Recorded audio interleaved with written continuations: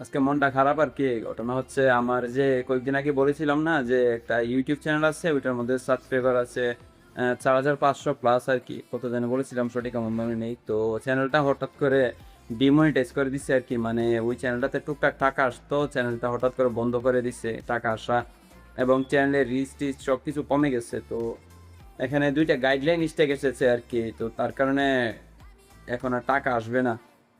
কিছু শর্ত টর্ত দিয়ে দিচ্ছে আর কি, আমি পরে যা বুঝলাম।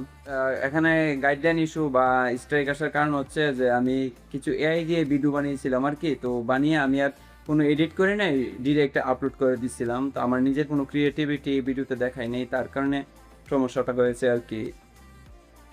মেন কথা হচ্ছে আমার এই চ্যানেলটা অনেক শখের ছিল আর কি। একটা ইউটিউব চ্যানেল এতটুকু সাবস্ক্রাইবার করা, অনেকে পোস্টের, অনেকে যারা ইউটিউবে কাজ করে তারা শুধু বুঝবে। ফেসবুক, টিকটক, ইনস্টাগ্রাম এগুলোতে ফলোয়ার্স বাড়ানো যায় খুব সহজে, কিন্তু এই ইউটিউবের ক্ষেত্রে একটু ভিন্ন আর কি। একটু কষ্ট হয় বেশি, সাবস্ক্রাইব করতে চাই না তারপরও।